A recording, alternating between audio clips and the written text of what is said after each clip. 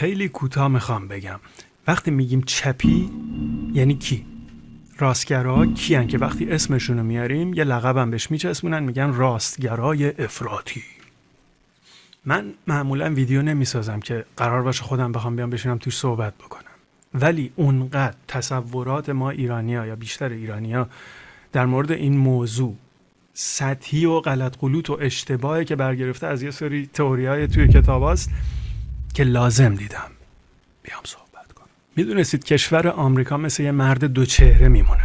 البته بیشتر کشورهای غربی که دارای یه سری آزادی‌های اجتماعی هستن شبیه مرد دو چهره میمونن. مثلا توی آمریکا ما 2 تا حزب قدرتمند سیاسی داریم، دموکرات‌ها و جمهوری‌خواه.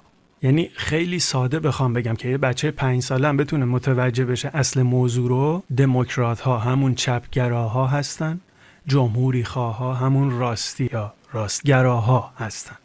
حالا شما فرض کن وقتی که رئیس جمهور آمریکا از حزب دموکرات هستش، شکل و شمایل آمریکا، سیاست‌های آمریکا و شکل کره زمین به یک شکل هستش، و وقتی رئیس جمهور آمریکا از حزب جمهوری‌خواه هستش، شکل و شمایل کره زمین یه جور دیگه است. مثلا جو بایدن از حزب دموکرات بود و خیلی هنوز معتقدن اگر در اون بازه زمانی رئیس جمهور آمریکا از حزب جمهوری‌خواه بود به هیچ وجه جنگ بین روسیه و اوکراین پیش نمی اومد. مثلا یه جنگ کاملا غیر ضروری بود که دیگه الان نشه جمعش کرد.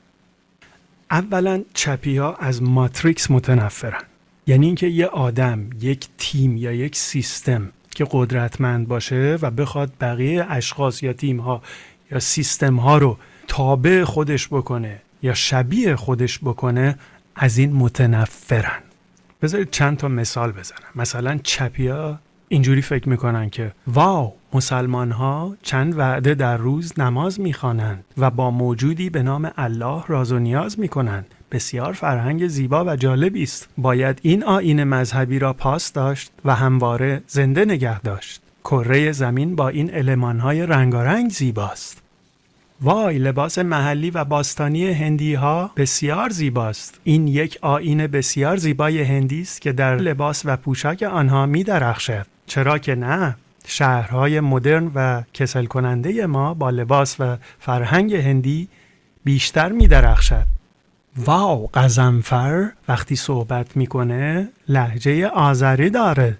این نه تنها یک ضعف نیست، بلکه این نشان دهنده این است که غضنفر یک زبان بیشتر از تو میداند. واو، آیت الله ها در ایران بسیار اشخاص مهربان و جالبی هستند که اطلاعات زیادی برای راهنمایی و هدایت انسانها دارند. چقدر زیباست که یک کشور در کره زمین توسط این انسانها با این نوع فرهنگ عرفانی هدایت و رهبری می شود. او ساموئل اهل اتیوپی با کله کچل و پوست و بدن لاغر مردنی خیلی با نمک و تو دل بروه. عزیزم ساموئل، واقعا سیاه ها همیشه در حقشون ظلم شده. پاچه شلوار حسین علی پاره است. خب پاره است که پاره است، به تو چه ربطی داره؟ اصلا به تو چه که شلوار حسین علی پاره است؟ آمریکا غلط میکنه توی سیاست کشورهای دیگه دخالت بکنه. ما آمریکایی‌ها یه سری لاشخور پولدار هستیم که باید به بدبختی‌های خودمون توی آمریکا رسیدگی بکنیم.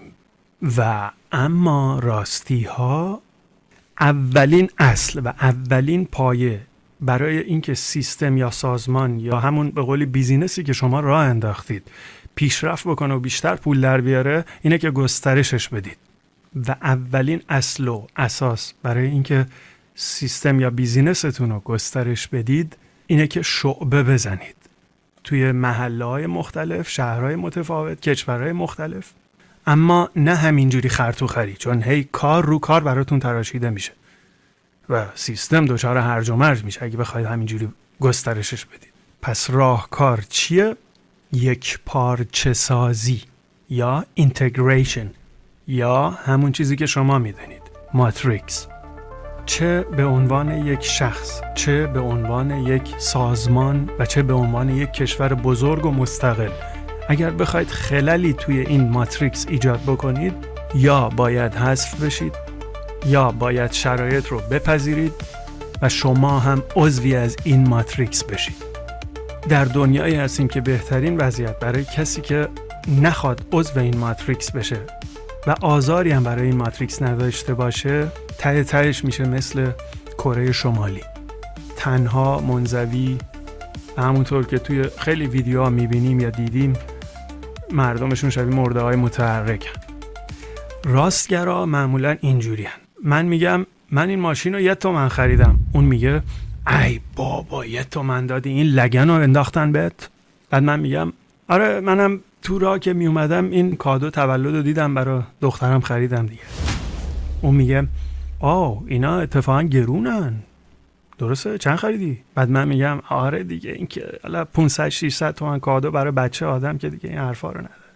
500 600 میلیون میلیارد. یا مثلا میگه آقا اینو کی راه داده؟ اصلا تو برو اول یه اتو به اون شلوارت بکش بعدم بیا تو. اون کاپشنت انگار 100 سال عوضش نکرده. یا باز مثلا میگه نگاه کن گوشاشو انگار 2 تا دمپایی گذاشتن دوباره سرش. یا یکی دیگه میگه ای بابا امولوره باز اومد. بابا برو رو فارسی کار کن اول بعد بیا حرف بزن. برو ببینم. ای کوتوله قد کوتا. ماشاءالله آقا شیره اومد. قد 1.99.